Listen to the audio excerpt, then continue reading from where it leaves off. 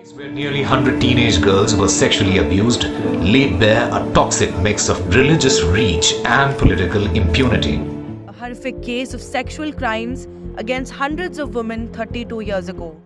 In Rajasthan, a politician's son started like a girl. She was very pretty, and her dad owned a mill, so it was an upper-middle-class family. The girl's family sent her pictures to the boy's family, and she was really beautiful. But the boy's family took the photo to a photo booth, where photos usually get developed. This was not the first time. Earlier also, a lot of grooms' families had gone to this photo booth before fixing or breaking a relationship. There, this family asked, "Can you check if this photo matches with Sofia Secondary School's photos?" That was the same school from where a report had come out about a 250-girl sex scandal. 250 girls who belonged to rich families. But even after getting molested, everyone kept quiet, and those who wanted to speak up were forced to stay quiet. So, let's learn a little more about the biggest sex scandal in India and how 250 girls got raped, and many of them committed suicide. 1992, Ajmer, Rajasthan. Ajmer was considered a very holy place. There are many sacred sites here, and for blessings, Ajmer Sharif was very famous. There was a school in Ajmer named Sofia Secondary School, which still exists today. This school was very popular for its education. It was a girls' school, not co-ed, so obviously there were only girls there, girls from lower middle-class backgrounds, and also from very rich families studied there. Sophia School was focused on education, so whoever was smart and brilliant could get admission, no matter their background. Because it was a girls' school, the students would often interact with boys outside the school. In that same school, a girl studying in 8th standard met a boy outside named Farooq Chishti. Farooq approached this girl, and after talking for a while, they bonded very well. They started meeting a lot after school. It was clear that Farooq was much older than the girl, but at that time, she didn't care.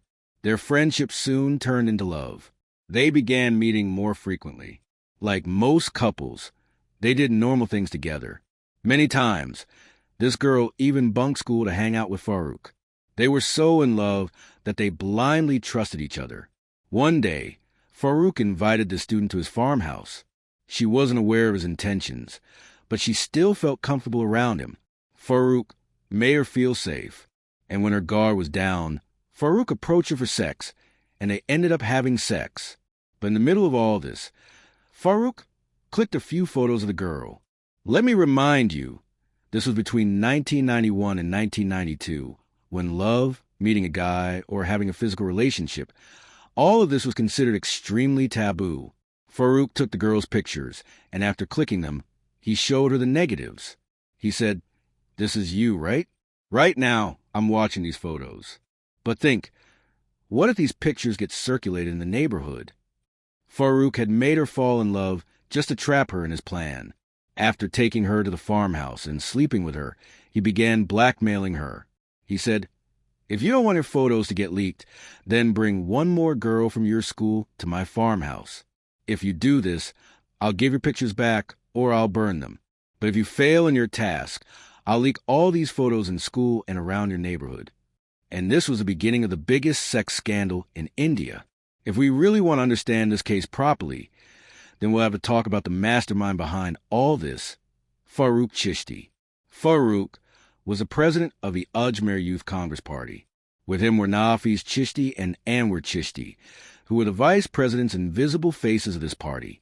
Farooq wasn't a regular guy. He belonged to a very well-known family, and almost everyone in Ajmer knew him. Some for good reasons, and more for bad ones. Farooq's entire family background was filled with violence, gang activity, blackmail, and rape. Several articles suggest that he became the youth Congress leader not because of merit, but out of fear that people had of him and his family's influence. This Ajmer sex scandal was not an accident or an impulsive act. Farooq, along with Nafiz Chishti and Anwar Chishti, created a horrifying plan. It was cold-blooded, calculated, and executed with disturbing precision. They carefully selected their target, Sofia Secondary School, an all-girls institution in Ajmer. They knew this school was filled with young girls from respectable and even influential families, and that's exactly why they targeted it. This wasn't a random crime. It was a pre-planned system of exploitation. Farooq started by approaching a girl, making her fall in love with him. When she became emotionally attached and vulnerable, he took advantage of the moment. He took her to his farmhouse, had sex with her, and without her knowledge or consent, took explicit photographs of her. Once he had the pictures, the trap was set. He threatened the girl. Bring another girl from your school to me, or I'll leak these photos to your classmates and your neighbors. Terrified and with no one to turn to, the girl complied. She brought another student to him. The same process repeated: manipulation, rape, blackmail, and more photographs. Each girl was given the same ultimatum: bring your friend, and I'll destroy your pictures. If you don't, I'll ruin your life. This created a horrifying chain reaction. One girl brought another, then she brought another, hoping to save herself. None of them could tell their families or the police. Society would only blame them, not the rapists. And going up against a politically powerful family like Farooq's, that wasn't even an option. And so, the abuse continued, from one victim to the next. And over time, more than 250 girls were trapped, raped, and blackmailed. Because this case happened in 1991, the records and reports vary slightly. Most sources agree that the majority of the victims were from Sofia School, although a few were from outside. Many of the girls were raped multiple times. This wasn't sex. It was brutal, repeated rape. Some girls were called again and again. Over time, they became mentally shattered. With no one to trust, no one to tell, and no escape, many girls began to commit suicide. One by one, as the number of suicides rose, questions began to spread within the school and among parents. Why are girls in the same school dying one after another? Meanwhile, Farooq continued his crimes. More men started joining him. Some participated together. Others came on separate days. While many of them were laborers, others were local politicians. At one point, one of the abusers took the photo negatives to a local photo studio for development. Back then, cameras used film rolls. Developing pictures took days, and negatives had to be processed first. The studio owner, out of curiosity, looked at the photos. He showed them to a friend, who showed them to another friend. And just like that, the photos began circulating. Soon, they reached outsiders, then neighbors, and finally the parents of the victims. Now the truth could no longer be buried. People began whispering, "Our daughters are being abused. Those suicides, there's something behind them." Let's take a moment to understand the gravity of the situation. A girls' school, hundreds of victims, rape, blackmail, nude photos circulated across their neighborhoods, and dozens of girls dead by suicide. And still, there was silence. This case never became national news. It didn't appear on television. There were no debates, no outrage, no demand for justice. Even today, if you search for this case, you'll find almost nothing. I personally found only 3 newspaper articles that covered it. Most of what we know comes from a book and a few Wikipedia pages where people have tried to document parts of the story. People often say 250 girls, but no one knows the real number. And here's why the case was never exposed properly. The families of the victims were terrified. They feared that going public would destroy their daughters' lives and ruin their family name. Farooq Chishti's family was politically powerful, deeply connected, and feared by all. Nobody wanted to risk challenging them. And perhaps most dangerously, this case had the potential to spark communal violence. Most of the girls were Hindu and the rapists were Muslim. Had this case gone public in 1992, it would have led to mass riots in Ajmer and possibly across India. Politicians would have used it to spread hate and division. And in such conflicts, only the powerful win, while the real victims, the girls, are forgotten. But then, in May 1992, one reporter came across the truth. A colleague told him, "We can use these photos to blackmail the girls too. They'll do anything to protect their names." That moment shook the reporter. He thought, if someone from the media, someone who works around crime every day, can talk like this, imagine what the rest of society is doing. Teachers, neighbors, shopkeepers, milk vendors, everyone who saw those pictures could have blackmailed the girls. Despite the immense political pressure, that reporter, working for the newspaper Najyoti, chose to act. He published the photos. He didn't blur the faces of Farooq Chishti or his accomplices. He printed the truth. Next day, Ajmer went into lockdown. Many politicians divided this into a Hindu-Muslim issue, and now those who were not even aware of the case were also causing riots. The reporter who released this news from Najyoti newspaper was Madan Singh, who was 32 years old.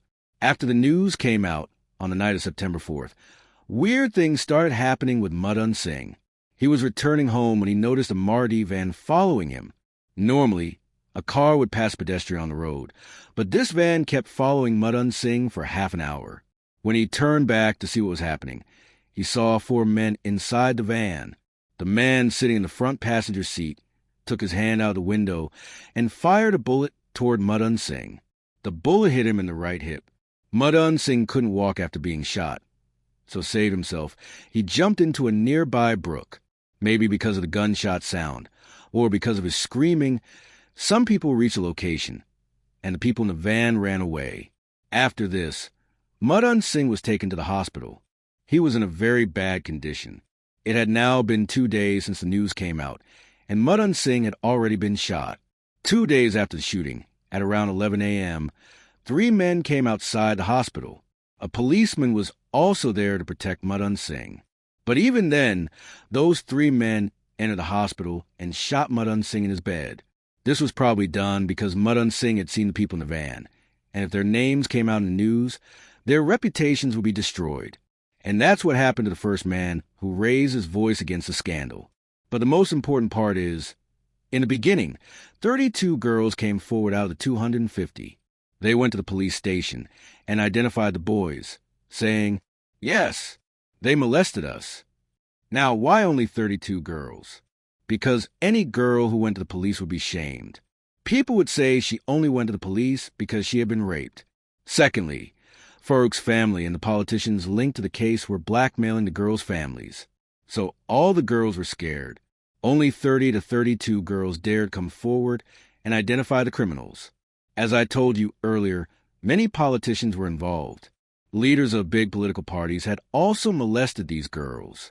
So when the girls came forward, these politicians began threatening and blackmailing them, telling them that their families would be killed. Many girls withdrew their statements because of this. Out of the 32, only 2 girls remained in the end. These 2 girls stood their ground till the very end. They filed a report, and even after living in fear and facing harassment, they never changed their statement. The police began arresting people mentioned in the Najyoti newspaper. In just 2 days, the police arrested 12 people. Out of those, 8 ran away from Ajmer, and they still haven't been caught to this day. Such a big scandal. So many lives destroyed. So many girls took their own lives. And what was the punishment for this? Prison? Death? Because of how serious the case was. It remained in court for 6 years. During those 6 years, many more girls committed suicide. Many families left Ajmer, and many of the criminals ran away. Finally, in 1998, the court gave its verdict. All the people who were caught or will be caught in this case will receive life imprisonment for rape and abduction. Such a serious case. So many lives lost. Still, it took the court 6 years to make this decision. But that's okay. Even if it took time, at least justice was served. All the families might feel happy now. That's what matters in the end, right? Nope. That's not how this ends. Some people never get a happy ending. Firstly, the families who wanted to move on from this case had their photos checked, wherever they went, to see if their daughter was involved in the Ajmer sex scandal. They were living, but without any value or place in society. And the worst part about all of this is that the mastermind behind the case, Farooq Chishti, got away. In 1993, Farooq's lawyer proved in court, with papers, that Farooq's mental state was not stable. In court, Farooq Chishti behaved like a maniac, and that's when this case took a strange turn. Suddenly, those who were sentenced in 1998 started getting reduced punishments. 4 of them had their sentences reduced from life imprisonment to just 10 years. People in jail began getting bail, one by one, and the 3 Chishtis, Farooq, Naafis, and Anwar, the police never arrested them. The main culprits were roaming freely. Everyone knew the truth.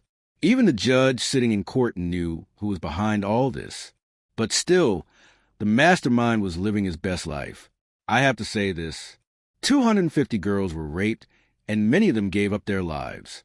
And this is our justice system. In 2007, the court finally declared Farooq Chishti guilty and gave him life imprisonment. From 1998 to 2007, it took 9 years just to say that Farooq was guilty. Our laws have so many flaws, it's unbelievable. Let me just read this directly from the article. In 2013, the High Court said that Farooq Chishti has already been punished enough. He should not be bothered anymore and should be granted bail. Yes, you heard that right. Farooq Chishti still lives in Ajmer. He still has power. And now, people are more afraid of him than ever before. This is a truth about India's biggest sex scandal. Normally, when I research a true crime case or a murder case, in the end, the criminal gets caught.